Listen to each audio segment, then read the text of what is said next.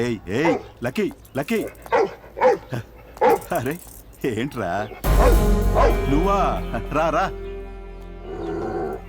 కర్తవ్యాన్ని కరెక్ట్ గా నెరవేరుస్తావటగా రారా. Good morning sir. ఏమనుకుంటున్నావురా నీ మనసులో? ఓవర్గా రూల్స్ మాట్లాడుతున్నావట. గవర్నమెంట్ తలుచుకుంటే ఏం చేస్తుందో తెలుసా నిన్ను? ఈ రూల్స్ అన్ని పెట్టి ఫాలో చేయమని చెప్పిందే మీ గవర్నమెంట్ కదా సార్. నన్నే ఎదిరించి మాట్లాడతావా? అడిగిన దానికి సరైన సమాధానం చెప్పడం ఎదిరించడమా సార్? ఇది ఏమిటో తెలుసా నీకు? నన్ను 3 నెలలు సస్పెండ్ చేస్తున్నట్టు స్పెషల్ ఆర్డర్ సార్. నిన్న అసలు ఇక్కడికి ఎందుకు రప్పించానో తెలుసా నీకు? తెలుసు సార్.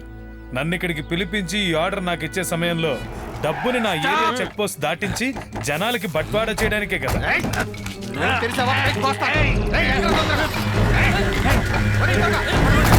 ఓడిపోయావురా. రాజకీయ నాయకుడు తలుచుకుంటే రాష్ట్రంలో ఏమైనా చేయగలడు. పోరా, 3 నెలల్లో నువ్వు సస్పెండ్. ఆలోగా ఎలక్షన్ పూర్తయి రిజల్ట్స్ వచ్చేస్తుంది. తర్వాత మర్యాదగా వచ్చి పెద్ద పూలదండ తెచ్చి ఈ మంత్రి గారి మెళ్ళలో వేసి డ్యూటీలో జాయిన్ అవుదు గాని. అది జరగదు సార్. ఏరా, అప్పుడు మీరు మాజీ మంత్రి అవుతారు కదా. ఏమిట్రా నువ్వు అనేది? నా కంట్రోల్లో ఉన్న ఏరియాలో డబ్బు పంపకం జరగబోతోంది. 18వ తారీఖున ఎలక్షన్ జరగబోతోంది. మీ వల్ల రాజకీయాల్లో ఎదిగిన డానియల్ 25,000 ఓట్ల తేడాతో గెలిచాడన్న అద్భుతం జరగబోతోంది. తర్వాత ఏముంది?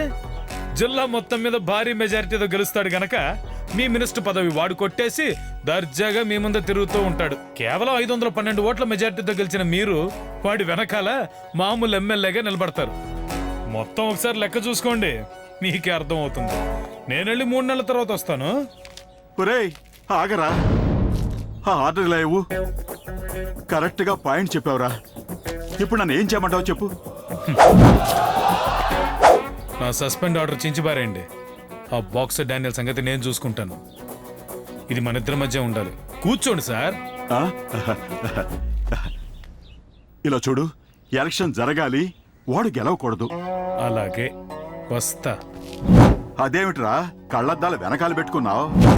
దేశంలో ఫేస్ టు ఫేస్ దెబ్బతీసే వాళ్ళకన్నా వెనక నుంచి దొంగ దెబ్బతీసే వాళ్ళు ఎక్కువైపోయారు. వాళ్ళని కనిపెట్టే 3వ కన్ను సార్ ఇది.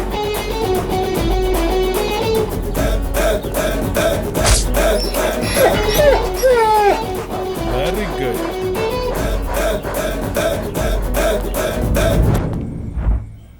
దీన్ని ఇన్స్ అన్నిట్లో పోసి కలపమన్నారు. ఏంటిది? నోరు కంపు కొట్టకుండా జామాకు జ్యూస్ అయి ఉంటుంది.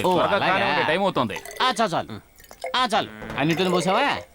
ఇన్స్ ఈ కాలంలో సరుకని అడగగానే విట్లాచారి సినిమాలో వచ్చే క్యారెక్టర్ల టక్కన మాయమైపోతున్నారు. కానీ అడగకుండానే 10 ఫుల్లు కొనిచ్చి మాకు ఆనందాన్ని అందించారు.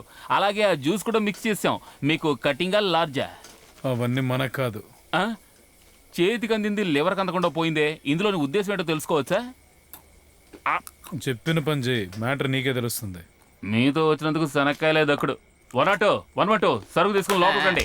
ఏ పుణ్యమూర్తి రా, నువ్వే ఈరోజు సైడ్ డిష్. మై డియర్ మందు బాబులు, ఓటర్కి గతి లేక కటింగ్ కోసం చేతులు కలిపే భారతదేశ పౌరులారా, వర్షాన్ని కారణంగా చెప్పి రంగు తాగే మిత్రులారా, ఎండను కారణంగా చెప్పి బీరు కొట్టే సోదరులారా, ఒకే ఒక ఓటర్ ప్యాకెట్ తో ఒక ఓటర్ తాగి మన రాష్ట్రంలోని నీటి కరువు రాకుండా చేస్తున్న ప్రజా మీ అందరికీ ఒక శుభవార్త ఏమిటంటే, ఈ రోజు శ్రీ పుణ్యమూర్తి గారి జన్మదిన సందర్భంగా మీ అందరికీ ఉచితంగా సరుకు అందిస్తున్నాం. ఎందుకంటే పొయ్యి నా పుట్టినరోజా?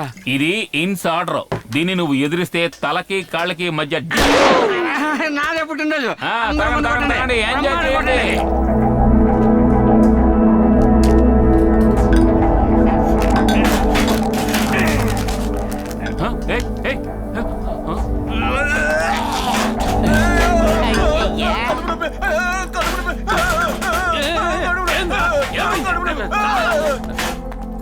ఇన్సు అందులో ఏం కలపమన్నావు? ఒకడు స్పృహ తప్పాడు. తప్పనిరా. అందరికి వాంతులు అవుతున్నాయి సార్. అవ్వనిరా సార్. అందరూ కడుపుతో బాధపడతా ఉంటారు సార్. ఏయ్ బఫూన్ వెరవా, వీడికి సరుకు ఇవ్వలేదన్న కోపంతో వాళ్ళ బాధను ఎంత సంతోషంగా చెప్తాడో చూసావా? ఇన్సు లోపల బాధపడుతున్నారు. అంబులెన్స్ కి ఫోన్ చేయండి, అది వచ్చాక వీళ్ళందరూ తొయ్యండి. సార్ అందులో ఏం కలపమన్నారు సార్? విషం. అయ్యో ఎందుకు సార్ ఈ విషమ పరీక్ష? మనం పాస్ అవడానికే. ఈ ఊళ్ళో ఒక పెద్ద వైన్ షాప్ లో మందు తాగిన వారిలో మొత్తం 12 మంది విపరీతమైన వాంతులు కడుపు నొప్పితో ఆసుపత్రికి తరలించబడ్డారు. వాళ్లకు చికిత్స చేస్తున్న డాక్టర్ బలరాం ప్రాణాపాయం లేదని చెప్పారు. వాళ్ళు తాగిన బాటిల్స్ ని స్వాధీనం చేసుకుని పోలీసులు దీనికి కారణమేమిటో విచారణ చేస్తున్నారు. దీనికి కారణమైన వాళ్ళని కనిపెట్టి తప్పకుండా పోలీసులు శిక్ష పడేలా చేస్తారని మేము నమ్ముతున్నాం. సిగ్నల్ టీవీ నుండి సుధా. ఏ రకంగా డబ్బిచ్చినా కనిపెడతారని చెప్పి బాసు చెవులు గుట్టే వంకతో కవర్లో పెట్టిస్తున్నారు. రే అన్న, బాంబే నుంచి మల్లికా షరాబ్తం తెప్పించాడ్రా. వాడిని అదుపులో పెడతానన్న మంత్రి కూడా వదిలేశాడు. అంత డబ్బు కళ్ళ ముందే తీసుకుపోయాడు. ప్రచారం ఖర్చులకి డబ్బు కోసం వచ్చిన వాళ్ళకి ఏం చెప్పమంటావు? నాకు మనం గెలుస్తామని నమ్మకం తగ్గిపోతుంది. నాకుంది, గెలుస్తామనే నమ్మకం నాకుంది. మన మనిషి అయిన మంత్రిని వాడు ద్రోహిగా మార్చాడు కదా, అలాగే వాడి మనిషిని ఒకడిని నేను ద్రోహిగా మారుస్తాను. నాకేం అర్థం కాలేదు. బాక్సింగ్ లో 2 రకాలున్నాయి. ఒకటి డైరెక్ట్ గా కొట్టడం, ఇంకోటి ఇండైరెక్ట్ గా కొట్టడం. మనం లీగల్ గా వెళ్ళాం, తర్వాత ఇల్లీగల్ గా వెళ్ళాం. కానీ ఇప్పుడు వెళ్ళబోయేది కొత్త రూట్. ఏరా, వెనకాల తలుపులన్నీ సరిగా వేసావా? వేశానులే. ఎందుకురా అంత చిరాకు? నిర్మల వాళ్ళ నాన్నగారు డబ్బిచ్చిందే కూతురికి పెళ్లి జరగాలని. అది ఎలాగూ జరగలేదుగా. ఆ డబ్బు మన దగ్గర ఎందుకు? వాళ్ళ నాన్నగారి నేనేమైనా పెళ్ళి వద్దన్నానా? ఆ రామారావు కదా వద్దని చెప్పాడు. డబ్బు కావాలని అతను అడగనే, అప్పుడు చూద్దాం.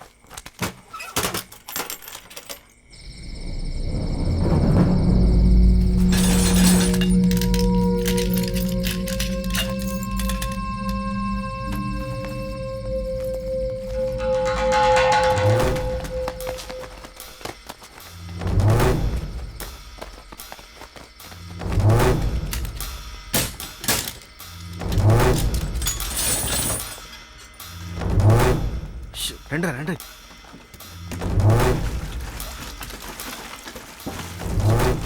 పోయి పోయి పోయి.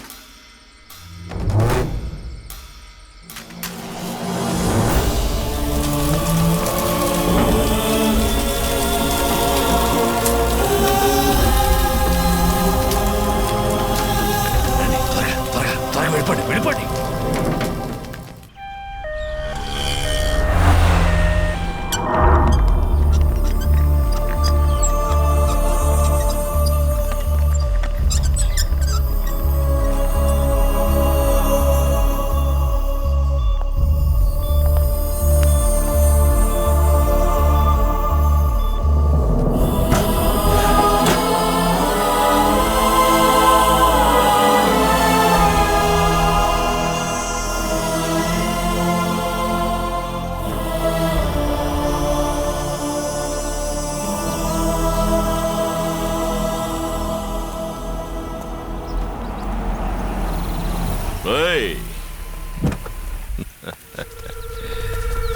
ఏంటి నాన్న అనాథలాగా ఇలా వీధిలో పడి తిరుగుతున్నావు? మా నాన్న కుంట్లో బాగాలేదండి, హాస్పిటల్లో చేర్పించాం.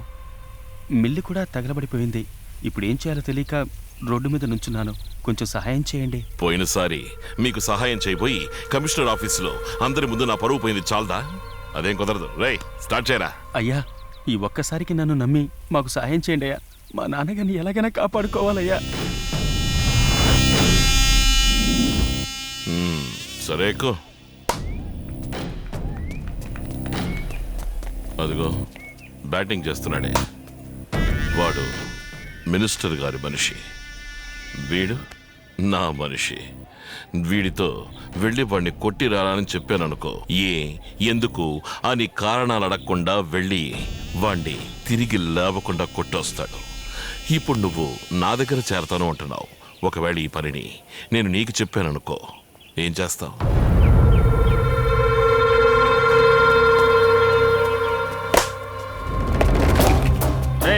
బాలేవరా?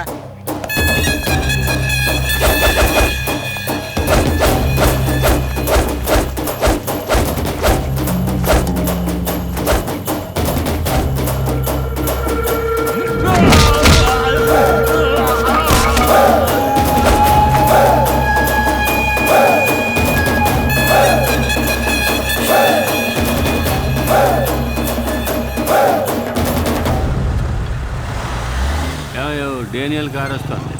ఆపు ఆపు ఆపు. ఏంటి బాబు, నువ్వు కూడా రాజకీయాల్లో చేరినట్టున్నా? ఏ చేరకూడదా? కాదు ఈ పార్టీలో చేరేవని అన్నయ్యకి తెలుసా? ఎందుకు తెలియాలి? ఎందుకు తెలియాలి చెప్పు?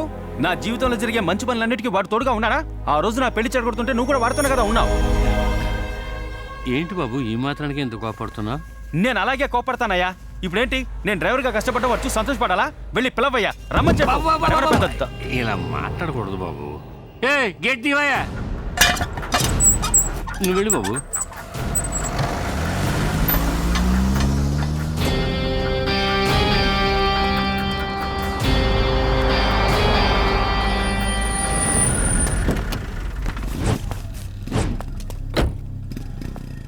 వీడెందుకు డానియల్ కారులో వెళ్తున్నాడు? ఏం లేదు సార్, మీ తమ్ముడు అతని డ్రైవర్గా. వాడి దగ్గర ఎందుకని? ఇంకో చోట దొరకలేదా ఏంటి?